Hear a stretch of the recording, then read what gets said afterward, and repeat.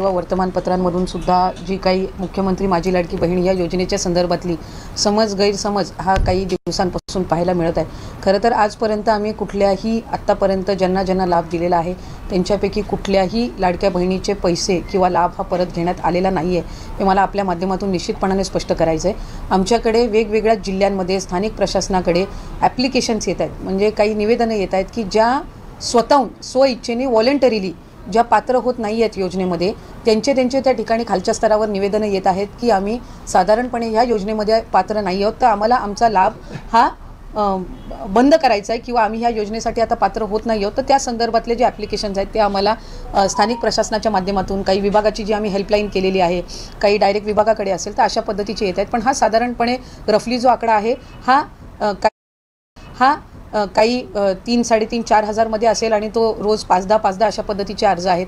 काही याच्यामधले डोमेसाईलचे आहेत, म्हणजे आत्ता लग्न होऊन ज्या इतर राज्यांमध्ये ज्या वास्तव्यास गेलेल्या आहेत, ऑगस्ट किंवा ज्या महिन्यामध्ये आम्ही लाभाची सुरुवात केली त्यावेळेला त्या अविवाहित होत्या आणि त्या राज्यामध्ये या ठिकाणी रहिवासी होत्या, त्या पद्धतीनं त्या लाभ घेत होत्या। काहींची इन्कम जे आहे 2.5 लाखापेक्षाचं उत्पन्न कदाचित त्यांचं जास्ती असेल किंवा आत्ता वाढलेलं असेल, काहींनी आत्ता कदाचित 4 चाकी वाहनं घेतलेली असतील, त्यावेळेला कदाचित 2 चाकी वाहनंच असतील, सरकारी नोकरी काहींना लागलेली आहे। तर अशा पद्धतीनं वेगवेगळ्या कारणांनी त्यांनी खाली वेगवेगळ्या जे काही विंडोज आहेत त्याच्यामध्ये त्यांनी ॲप्लिकेशन केलेले आहेत। पण त्याच्यातूनही किंवा इतर जी काही आम्ही क्रॉस व्हेरिफिकेशन करत आहोत, कुठल्याही लाडक्या बहिणीचा लाभ हा आत्तापर्यंत शासनाने किंवा विभागाने परत घेतलेला नाही आहे। स्वइच्छेने व्हॉलंटरीली ज्या माझ्या लाडक्या बहिणी योजनेमध्ये पात्र नाही आहेत त्या स्वतःहून त्या ठिकाणी म्हणतात की आमचा लाभ जो आहे तो आपण त्या ठिकाणी परत घ्यावा किंवा आम्ही आता या योजनेसाठी आम्ही पात्र नाही आहोत, अशा पद्धतीचे जे ॲप्लिकेशन्स येत आहेत त्या संदर्भातली जी भूमिका आहे ती आम्ही वेळोवेळी स्पष्ट केलेली आहे। ज्या माझ्या लाडक्या बहिणींना लाभ गेलेला आहे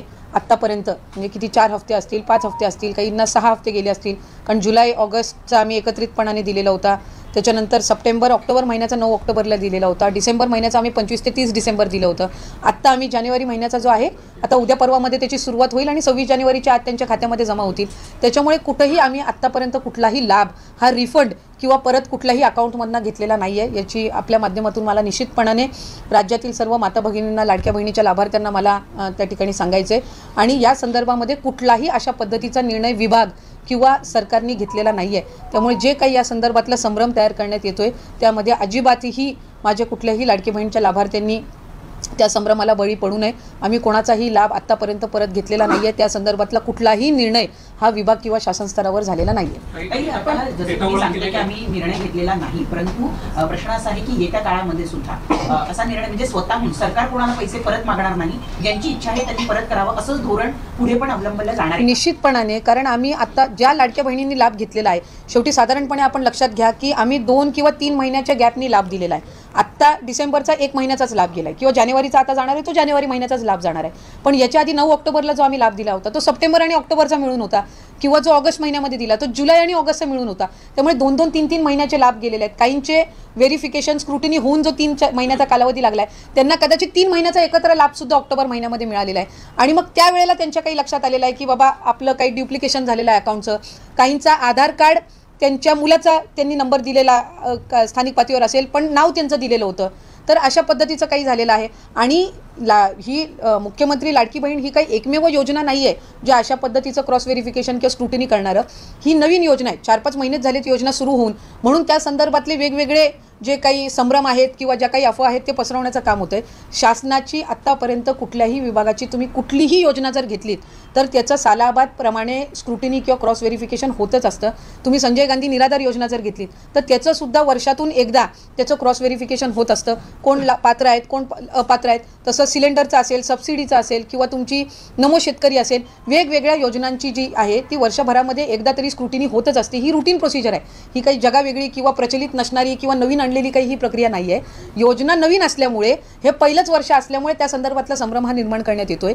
आत्तापर्यंत कुठल्याही योजनेचा वेगवेगळे विभाग, अन्न व नागरी पुरवठा असेल, कृषी विभाग असेल, तुमचं इतर काही त्या संदर्भातले आदिवासी विभाग असेल, कुठल्याही ह्याची जी थेट लाभाची योजना आहे याच्या संदर्भातली जी क्रॉस व्हेरिफिकेशन किंवा स्क्रुटिनी किंवा त्याचं मूल्यमापन करणं ही एक नियमित असणारी प्रक्रिया आहे। त्याच्यामध्ये काही वेगळं काही आहे अशातला काही भाग नाही।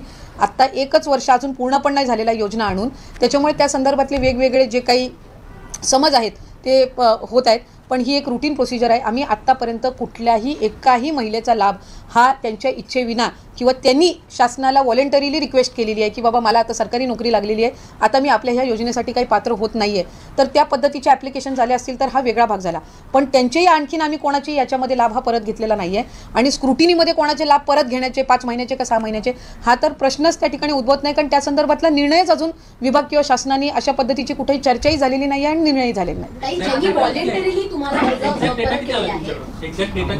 कशा संदर्भातला साधारणपणे हा मी सुरुवातीला सांगितलं की हा जो डेटा आहे हा रोज वेगवेगळ्या पद्धतीनं बदलत असतो. रोज 5-6 ॲप्लिकेशन येतात, खालच्या स्तरावर येत असतात. 3,500-4,000 आत्तापर्यंत त्या ठिकाणी आलेले असतील, पण त्याच्यामध्ये रोज जी काय आहे 4-5-10 अर्जांची ही वाढच होत असते.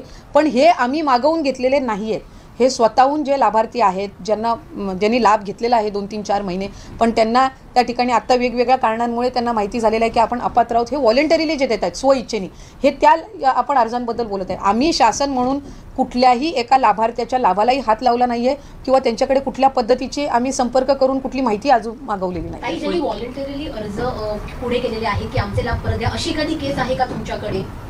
असे तर आपणच त्या ठिकाणी आपल्याही माध्यमातून अनेकदा गेलेला आहे की 4-4,500 महिला अशा आहेत, 4-4,500 आहेत. आमचा हा आकडा जो रोज 5-10 ज्या महिलांचा आहे ह्यांनी अर्ज येतात त्यानी हे होते, तो रोज बदलत राहतो. आता साधारणपणे 3,500-4,000 असेल, पण त्या संदर्भात असेल त्याची किंवा ते पैसे परत घेणं असेल, ही प्रक्रिया काही आम्ही त्यांच्या संदर्भातही अजून केलेली नाही. स्वेच्छेने ज्यांना पुन्हा पैसे द्यायचे असतील किंवा जे कोणी अर्ज करतायत त्यांना अर्ज करताना हे पैसे नेमके द्यायचे कुठे किंवा त्या संदर्भात काही विभागाच्या वतीनं तयारी करण्यात आली आहे, काही सिस्टीम लावण्यात आलेली आहे किंवा काही या ठिकाणी देऊ शकतात स्वेच्छेने? इतर वेळेला जी प्रचलित पद्धत असते की ज्या वेळेला एखाद्या रिफंड होत असतं त्यावेळेला ते शासनाच्या तिजोरीमध्ये जात असतं आणि त्याच्यामध्ये ट्रेजरी डिपार्टमेंट जे असतं, नियोजन किंवा आपलं तो जो विभाग आहे तो आम्हाला महिला व बालविकास विभागाला ज्या पद्धतीनं त्यातल्या सूचना देतील की त्याच्यासाठी ते कुठली विंडो आम्हाला उपलब्ध करून देतील की शासनाच्या तिजोरीमध्ये ती रक्कम यावी आणि मग ती वेगवेगळे जी काही लाभाच्या योजना असतील किंवा वेगवेगळे जे काही शासनाचे इतर प्रोजेक्ट्स असतील तर त्यासाठी ते वापरावे, तर तो त्या शासन म्हणून तो अधिकार असतो. तर ती जी विंडो आम्हाला उपलब्ध करून देतील त्या पद्धतीनं ती प्रक्रिया होईल. पण अद्याप तरी ज्यांनी व्हॉलेंटरीली आमच्याकडे अर्ज दिलेले आहेत त्यांच्या संदर्भातली पण ही प्रोसिजर अद्यापही सुरू झालेली नाही. नाही, साधारणपणे अर्ज दिलेले आहेत, ॲप्लिकेशन्स दिलेले आहेत, त्याच्या संदर्भातली त्यांनी कारणं जोडलेली आहेत. मला असं वाटतं की साधारणपणे अशा पद्धतीचे वक्तव्य हे करणं माझ्यासाठी सुद्धा ते आश्चर्यजनकच आहे. कारण शेवटी मी आज ज्या मताधिक्याने निवडून आलेली आहे त्याच्यामध्ये महायुतीचे नेतृत्व असतील, देवेंद्रजी फडणवीस साहेब आहेत, एकनाथजी शिंदे साहेब आहेत, आमचे पक्षाचे अध्यक्ष अजितदादा असतील, ज्यांच्या तिघांच्या नेतृत्वाखाली आम्ही निवडणूक लढवलेली आहे आणि आम्ही सगळ्यांनी एकमेकांसाठी काम केलेलं आहे. एकमेकांसाठी जर कामच केलं नसतं तर इतकं मताधिक्य किंवा इतकं मेंडेट हे महायुतीला मिळालंच नसतं. शेवटी घटक पक्ष म्हणून आम्ही एकमेकांसाठी काम केलेलं आहे. महायुतीचा उमेदवार निवडून यावा ह्यासाठी आम्ही सगळ्या पक्षांनी, राष्ट्रवादी काँग्रेस पक्ष असो, शिंदेसाहेबांच्या नेतृत्वाखाली शिवसेना पक्ष असो किंवा भारतीय जनता पक्ष असो किंवा RPI असो, आमचे घटक पक्ष असो, आम्ही सगळ्यांनी एकजुटीने काम केलेलं आहे आणि म्हणून आज आम्ही 237 जे काही मॅन्डेट आहे ते महायुतीला त्या निमित्ताने मिळालेलं आहे. त्याच्यामुळे आत्ता त्याचं मूल्यमापन करणं, आता 5 वर्षांनी ज्या वेळेला निवडणुका येईल त्यावेळेला त्या संदर्भातलं जे काही मूल्यमापन ते आहे ते होईल. आता आम्ही सगळेजण निवडून आलेलो आहे आणि आम्हाला पुढची 5 वर्ष एकत्रितपणाने काम करायचं आहे. कुठेही शासनाचं, महायुतीचं नाव खराब होणार नाही. आपल्या मुख्यमंत्री आज देवेंद्रजी फडणवीस साहेब हे दावोसला गेलेले आहेत, ते महाराष्ट्राचं प्रतिनिधित्व करायला, तिथं अधिकाधिक आपल्याकडे इन्व्हेस्टमेंट यावी, आपल्या इथं रोजगार निर्मिती व्हावी, आपलं रिप्रेझेंटेशन करायला ते तिकडे गेलेले आहेत आणि ते आमच्या सगळ्यांचं प्रतिनिधित्व त्या ठिकाणी तिथं करतायत. आणि अशा वेळेला आम्ही कुठल्या वेगवेगळ्या गोष्टींच्या संदर्भातले काही कुरघोड्या आणि मूल्यमापन करून काय झालं, काय होऊ शकलं असतं ह्या संदर्भातल्या खटाटोपमध्ये पडण्यापेक्षा आपल्याला पुढच्या 5 वर्षांमध्ये राज्याला पुढं न्यायचं आहे, महायुतीच्या सरकारच्या माध्यमातून न्यायचं आहे. मला वाटतं त्या विषयाला जर आपण जास्ती महत्त्व दिलं आम्ही तर मला वाटतं निश्चितपणाने ते योग्य राहील. आम्हाला इतक्या मोठ्या पद्धतीनं लँडस्लाईड विक्ट्री लोकांनी दिलेली आहे. शेवटी जनतेसमोर आपण काय उदाहरण ठेवतोय, जनतेला कुठेही वाटायला नको की बाबा यांना आपण का निवडून दिलं, या गोष्टीचा आम्ही जास्त विचार करणं गरजेचं आहे.